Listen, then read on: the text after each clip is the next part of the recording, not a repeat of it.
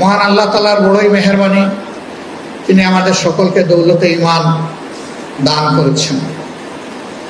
তাকে ওয়াহিদ আল্লাহ হিসাবে কবুল করে মুহাম্মদুর রাসূলুল্লাহ সাল্লাল্লাহু আলাইহি সাল্লামকে প্রিয় নবী এবং নেতা হিসেবে গ্রহণ করে আখিরাতের সরল পথ রচনার সুযোগ আল্লাহ তাআলা আমাদেরকে দান করেছেন। মহান রবের দরবারে আরো শুকরিয়া, বাংলাদেশের মতো সবুজের ছায়া ঘেরা মায়া ভরা একটা দেশে আল্লাহ আমাদেরকে পয়দা করেছেন। এই সব কিছু মিলে মহান প্রভুর দরবারে আবারও শুকরিয়া, আলহামদুলিল্লাহ। আজকে আমি যে সমস্ত বন্ধুদের সামনে, ভাইদের সামনে হাজির হয়েছি, মহান রব আপনাদেরকে মেধার সর্বোচ্চ নিয়ামত দান করেছেন। যে জিনিসটার কারণে আল্লাহ তাআলা মানব জাতিকে অন্য সকল জাতির থেকে শ্রেষ্ঠত্বের মর্যাদা দিয়েছেন, এটিকে এক কথায় মেধা বা বিবেক বলা যায়, যেটা অন্য প্রাণীর নেই। অন্য প্রাণীরাও ভালো মন্দ কিছু বুঝে কিন্তু এক্সপ্রেস করতে পারে না। আবার যেভাবে এক্সপ্রেস করে এইভাবে সকলে হয়তো তাদের এক্সপ্রেশনটা রিসিভ করতে পারে না। মানুষ প্রাণী হিসাবে অতি ক্ষুদ্র নয়, আবার অতি বৃহৎ নয়। মানুষের অবস্থান অনেকটা মধ্যবর্তী। আমাদের চাইতে আকারে অনেক বড়, জলহস্তি স্থলহস্তি দুটোই। তিমি, কুমির এগুলাকে যদি আমরা চিন্তা করি, আমাদের চেয়ে অনেক বড়। বাঘ আমাদের চেয়ে অনেক ক্ষিপ্র, সিংহ বেসামাল, সাপ এবং বিচ্ছু বিষধর। আল্লাহ রাব্বুল আলামিনের বড় নিয়ামত, আল্লাহ তাআলা সবগুলাকে বশ করার, আয়ত্তে আনার, নিয়ন্ত্রণে আনার পূর্ণ সক্ষমতা মানব জাতিকে দান করেছেন, আলহামদুলিল্লাহ। সুতরাং সৃষ্টি যত শক্তিশালী হোক, আল্লাহ তাআলা তার মেহেরবানি দিয়ে মানব জাতির অনুগত করে দিয়েছেন সবাইকে। আল্লাহ মানুষ সম্পর্কে বলছেন, ওমা খালাকতুল জিন্না ওয়াল ইনসা ইল্লা লিয়াবুদুন। আর আমি মানুষকে শুধুমাত্র আমার ইবাদত ছাড়া, আমার হুকুম পালন ছাড়া, দাসত্ব ছাড়া অন্য কোনো প্রয়োজনে পয়দা করিনি। এই যে মানব জাতিকে আল্লাহ তাআলা শুধু তার দাসত্বের জন্য পয়দা করলেন, এখন প্রশ্ন জাগে, তাহলে বাকি সৃষ্টির ব্যাপারে আল্লাহর উদ্দেশ্যটা কি? হ্যাঁ, তাদেরকে আল্লাহ তাআলা তার দাসত্বের জন্য পয়দা করেছে। এই জন্যে প্রচন্ড শক্তিশালী গ্রহ সূর্য আল্লাহ তাআলার হুকুম অমান্য করার কোনো এখতিয়ার রাখে না। আল্লাহর হুকুমের আওতায় তাকে প্রতিদিন মাশরিকে উদিত হতে হয় আর মাগরিবে গিয়ে ডুবতে হয়। তার উদয় হয় পূর্বাঞ্চলে, অস্ত যায় অস্তাচলে বা পশ্চিমাঞ্চলে। এটা তাকে মানতেই হচ্ছে, এর কোনো ব্যতিক্রম করার সামান্য সামর্থ্য নাই। যে আমি অনেক শক্তিশালী, আজকে আমার ইচ্ছা আমি পশ্চিম দিক থেকে উদিত হব, না, সূর্য এটা পারবে না একদিন ছাড়া। সেই দিনটা হচ্ছে last day of the world. দুনিয়া যেদিন ধ্বংস হবে, সেই দিন সূর্য আর পূর্ব দিক থেকে উদিত না হয়, ওই দিন উদিত হবে পশ্চিম দিক। আর যখন মধ্যাহ্ন হবে, মিড ডে যখন হবে, তখন দুনিয়া তছনছ হয়ে যাবে। এই দুনিয়ার আর কোনো অস্তিত্ব থাকবে না। এর আগ পর্যন্ত আল্লাহ তাকে যেভাবে হুকুম করে দিয়েছেন, এই হুকুম, এই মডিউলই তাকে মেনে চলতে হবে। এর বাইরে যাওয়ার কোনো শক্তি তার নেই। এই ডিসিপ্লিনের ভিতরে থাকতে হবে। এরকম যতগুলো সৃষ্টি আছে সব কিছু আল্লাহ তাআলার হুকুমের অধীন। আল্লাহ তাআলা শুধুমাত্র দুটি জাতকে স্বাধীন করে দিয়েছে, একটা জিন আর একটা মানুষ। আবার জিনের উপরে মানুষকে আল্লাহ তাআলা একটা মর্যাদা দান করেছেন, যেটা জিনকে দেননি। সেই মর্যাদা হচ্ছে আল্লাহ তাআলার সৃষ্টির ভারসাম্য, সৌন্দর্য এবং শৃঙ্খলা রক্ষার দায়িত্ব, ক্ষুদ্র কথায় খেলাফতের দায়িত্ব। এ দায়িত্বটা শুধু মানব জাতির জন্য। ওয়াইজ ক্বালা রাব্বুকা লিল মালাইকাতি ইন্নী জাইলুন ফিল আরদি খলিফা। আর তোমরা ওই সময়ের কথা স্মরণ করো যখন আল্লাহ তাআলা ফেরেশতাদেরকে ডেকে ঘোষণা দিলেন যে দুনিয়ায় আমার পক্ষ থেকে আমি আমার রিপ্রেজেন্টেটিভের জাতি, প্রতিনিধির জাতি তৈরি করতে যাচ্ছে।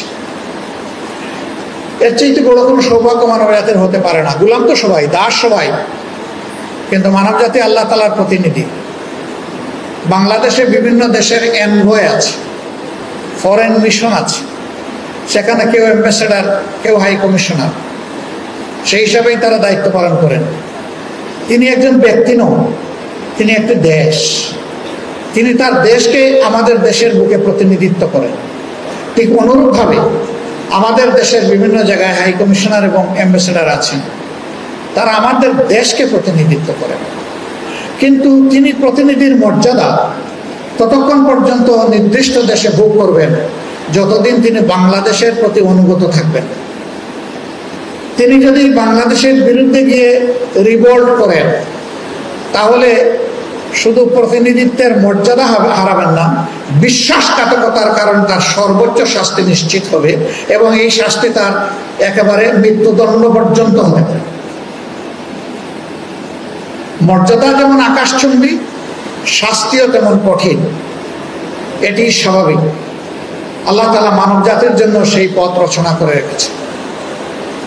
মানব জাতি যদি আল্লাহ তাআলার ডিরেকশন অনুযায়ী, আল্লাহ যে কোড অফ কন্ডাক্ট মানব জাতির জন্য ঠিক করে দিয়েছেন, যতদিন পর্যন্ত মানব জাতি এই কন্ডাক্টের ভিতরে, কোড অফ কন্ডাক্টের ভিতরে থাকবে, ততদিন পর্যন্ত আল্লাহ তাআলার স্নেহভাজন হয়ে থাকবে, সম্মানিত হয়ে থাকবে, মর্যাদার সাথে থাকবে। আর যখন এটাকে ভায়োলেট করবে কিংবা ব্রেক করবে, তখনই আল্লাহ তাআলার রুলস ভায়োলেশন করার কারণে সে নাফরমান হিসাবে আল্লাহর কাছে বিবেচিত হবে। হ্যাঁ, মানুষের মধ্যে আবার এমন লোকও আছে যে আল্লাহর বিধানের কিছু মানে, আবার কিছু মানে না। আল্লাহ তাআলা তাদের ব্যাপারে সতর্কবাণী উচ্চারণ করেছেন। যেমন একজন অ্যাম্বাসেডারের দুনিয়ায় রাষ্ট্রের দেওয়া জব ডেসক্রিপশনের বাইরে সামান্য কোনো ভায়োলেট করার সুযোগ নেই, ঠিক তেমনি ভাবে আল্লাহর বিধানের ভায়োলেট করার কোনো সুযোগ আল্লাহ তাআলা ঈমানদারদেরকে দেন। যারা বলেছে আমানতু বিল্লাহ, তাদের জন্য কোনো পথ খোলা নাই। তাদের জন্য পথ একটাই, আল্লাহর সমস্ত আইন মানতে হবে। এ ফতোয়া আমার নয়, এ ফতোয়া স্বয়ং আমার আল্লাহ। আফা তুমিনুনা বিবাদিল কিতাবি ওয়া তাকফুরুনা বিবাদ। আমি যে কিতাব দিয়েছি, বিধান দিয়েছি, তোমাদের লাইফের গাইডলাইন দিয়েছি, তোমরা কি তার এক অংশ মানো? আরেক অংশের বিরুদ্ধে বিদ্রোহ করো, ছেড়ে দাও। ফামা জাযাউ ইল্লা খিজয়ুন ফিল হায়াতিদ দুনিয়া। এমন আচরণ করলে দুনিয়া আমি তোমাদেরকে অপদস্থ করব, আর যখন তুমি আসবে আমার কাছে ফিরে আসবে, ইলা আশাদ্দিল আযাব, তোমাকে কঠিন শাস্তিতে আমি নিক্ষেপ করব। আজকে সারা দুনিয়ায় why we people are oppressed, we are second largest community in the world. এই কমিউনিটি যখন স্মলেস্ট ছিল, দুনিয়াকে তখন লাইট দেখিয়েছে, আলো দেখিয়েছে। এখন আমরা অন্ধকার কেন? আমরা এখন হিউমিলিয়েটেড কেন? আমরা কেন অ্যাপ্রিসিয়েটেড নই? এর মূল কারণ হচ্ছে আল্লাহর দেওয়া বিধানের সাথে আমাদের দূরত্ব বা এটাকে ছেড়ে দেওয়া। আমরা ফার্মলি কনসেপ্ট করি যতক্ষণ পর্যন্ত মানব জাতি আল্লাহর দেওয়া বিধানকে আঁকড়ে ধরবে বা ধরেছে, ততক্ষণ পর্যন্ত মর্যাদায় থাকবে। আর এটা ছেড়ে দিলেই অপদস্থ হবে, যেটা আল্লাহর ঘোষণা। আল্লাহর কালামের একটা শব্দ তো দূরের কথা, একটা হরফও মিথ্যা হওয়ার কোনো সম্ভাবনা নেই। It is totally warranted.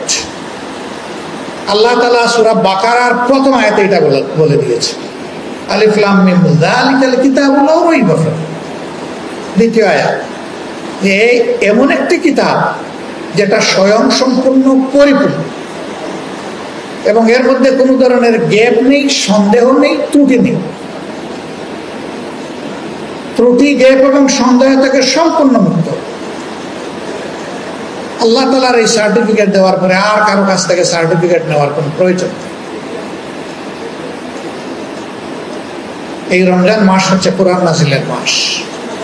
আমার ভাই বলেছেন বদর যুদ্ধের প্রথম বিজয়ের মাস, এবং এই মাসটি হচ্ছে মক্কা বিজয়ের মাস। সত্যিকার অর্থে এই মাসটি হচ্ছে মানবতার মুক্তির মাস। এই কোরআন শুধু মুসলমানের জন্য নয়, এই কোরআন সমস্ত মানব জাতির জন্য। শাহরু রমাদানাল্লাযী উনজিলা ফীহিল কুরআন হুদাল লিন-নাস বাইয়িনাতিন মিনাল হুদা ওয়াল ফুরকান। এটি সেই মাস, রমজান মাস, যেই মাসে আল্লাহ বলছেন যে আমি কোরআন নাজিল করেছি, সত্য এবং মিথ্যা পার্থক্য করে দেবে, এবং এটি সমস্ত মানব জাতির জন্য হেদায়েত। সম্মানিত ভাইরা, আজকে ইসলামের কথাকে 3 ভাগে ভাগ করা হয়েছে: মডারেট ইসলাম, পলিটিক্যাল ইসলাম এবং সুফিবাদী ইসলাম। আমরা মডারেট, পলিটিক্যাল, সুফিবাদী কোনো ইসলাম মানি না, আমরা টোটাল ইসলামকে মানি।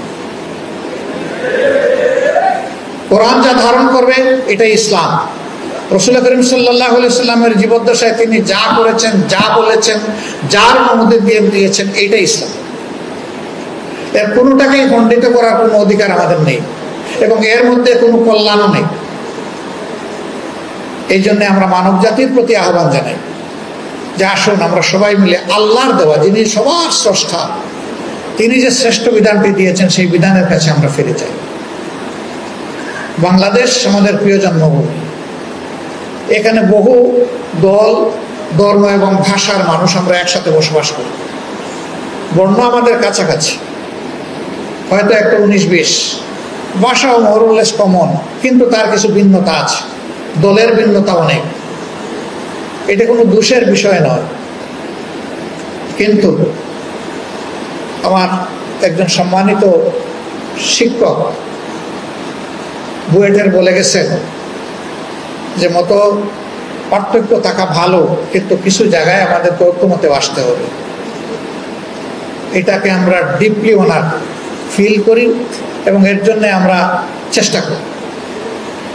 আমরা সবসময় বলি রাজনীতিতে ভিন্ন মত থাকা এটা সৌন্দর্য, মত পার্থক্য সমস্যা নাই, কিন্তু মত পার্থক্য যেন মত বিরোধে রূপান্তরিত না হয়। আমরা এখন মত পার্থক্য করি না, এখন আমরা মত বিরোধ করি, এই জায়গায় আমাদের আপত্তি। জাতীয় স্বার্থের জায়গাগুলোতে মত পার্থক্য পর্যন্ত আমরা দেখতে রাজি না, এই জায়গাতে আমরা সবাই এক হয়ে যাবো উচিত। এরকম কিছু জায়গা আমাদের আছে। প্রিয় দেশের স্বাধীনতা, সার্বভৌমত্ব আমাদের একটি বিশাল জায়গা। এই সার্বভৌমত্বের পক্ষে কথা বলতে গিয়ে আপনাদেরই সন্তান আবরার ফাহাদ, তাকে নিষ্ঠুরভাবে হত্যা করা হয়েছে। আজকে হাইকোর্টে তার ডেথ রেফারেন্সের রায় হয়েছে, আলহামদুলিল্লাহ। বিচারিক আদালতের রায়কে তারা বহাল রেখেছেন। আমরা প্রত্যাশা করি, দাবি করি, দেখতে চাই এই রায় যেন বিলম্ব না হয়ে যথাযথভাবে বাস্তবায়ন হয়। এতে একটি পরিবার শুধু শান্তি পাবে না, একটা সভ্যতা বাঁচার পথ খুঁজে পাবে। যে আগামীতে কেউ যদি এরকম করে, তাকে একই রাস্তায় পাঠিয়ে দেওয়া হবে, ওই পথ তাদেরকেও ধরতে হবে। ওদের সাথে আমার জেলে দেখা হয়েছে। অনেকে এখন মানসিকভাবে পরিবর্তন হওয়ার কথা বলে, ভিতর দেখার দায়িত্ব আমাদের না, আল্লাহ ভালো জানেন। আমি তাদেরকে বলেছি, তোমরা তওবা যদি করো তাহলে আল্লাহ তোমাদেরকে হাসরের দিনের জন্য ক্ষমা করে দিতে পারেন, কিন্তু আল্লাহর হুকুম হচ্ছে যে দুনিয়ায় তার শাস্তি তোমাদেরকে ভোগ করতে হবে। সত্যি যদি তোমরা তাকে খুন করে থাকো তাহলে তার বদলা হিসেবে তোমাদেরকেও খুন করা হবে বিচারের মাধ্যমে। এটাই হচ্ছে শাস্তি। মক্কা বিজয়ের সময় রাসূল করিম সাল্লাল্লাহু আলাইহি ওয়াসাল্লাম all sorts of criminal and civil, যত ক্রাইম এন্ড ডিসপিউট ছিল সবগুলা ক্ষমা করে দিয়েছেন জেনারেল অ্যামনেস্টির আন্ডারে, except and save the killing cases. যারা খুনি ছিল তাদেরকে আল্লাহ রাসূল ক্ষমা করে দেননি। এই সংখ্যা 6 থেকে 14 জন পর্যন্ত মতপার্থক্য আছে।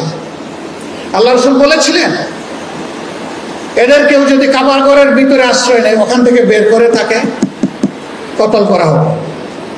যদি কাবার গিলাফের ভিতরে আশ্রয় নেয়, বের করে টেনে এনে তাকে কতল করা হবে কাবার চত্বরে।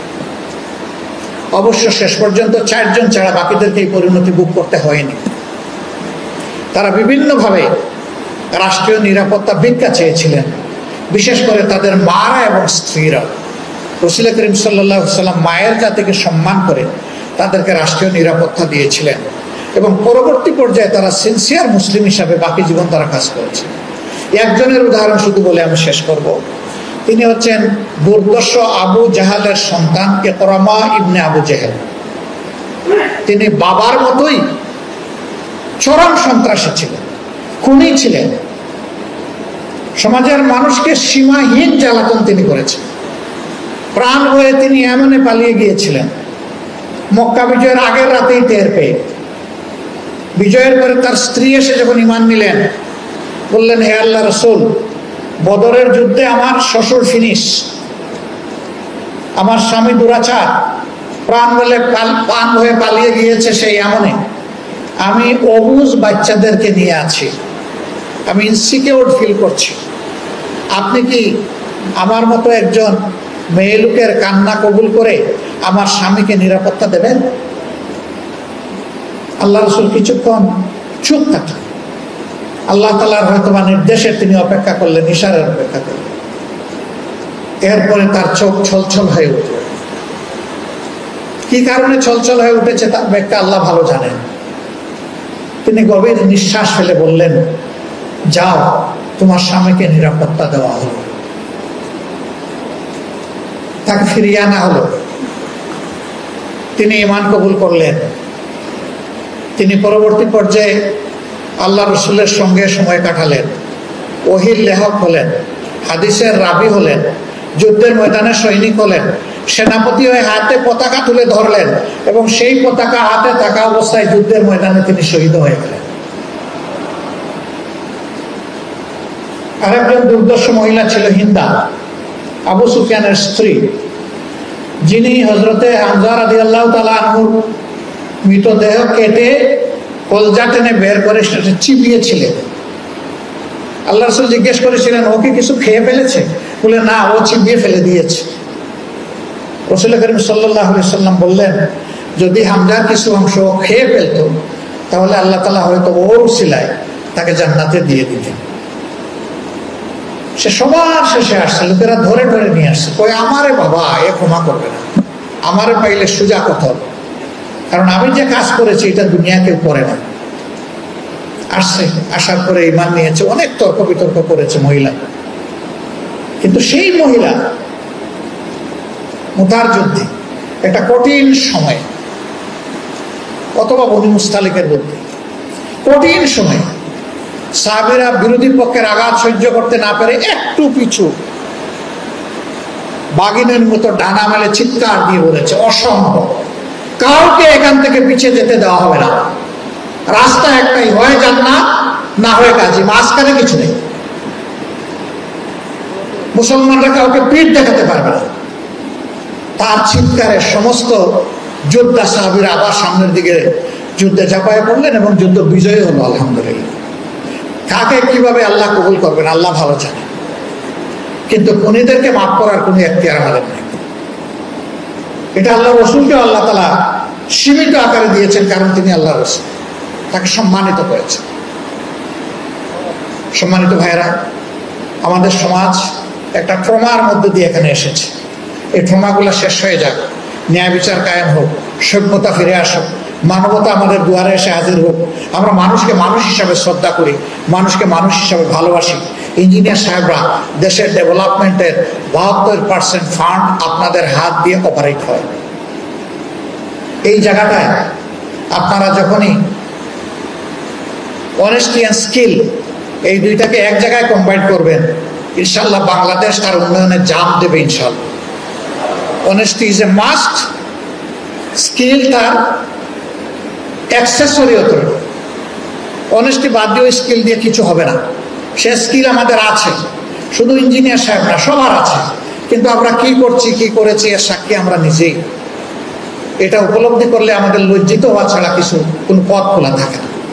আল্লাহ রাব্বুল আলামিন আগামীর একটা মানবিক বাংলাদেশ আমাদেরকে মিলেমিশে একাকার হয়ে গড়ার তৌফিক দান করুন। প্রতিহিংসার কবর রচনা হোক এবং মানবিকতার বিকাশ সাধন হোক, বিজয় হোক। আসসালামু আলাইকুম ওয়া রাহমাতুল্লাহ। If you enjoyed the video, Make sure to leave a like and subscribe the channel.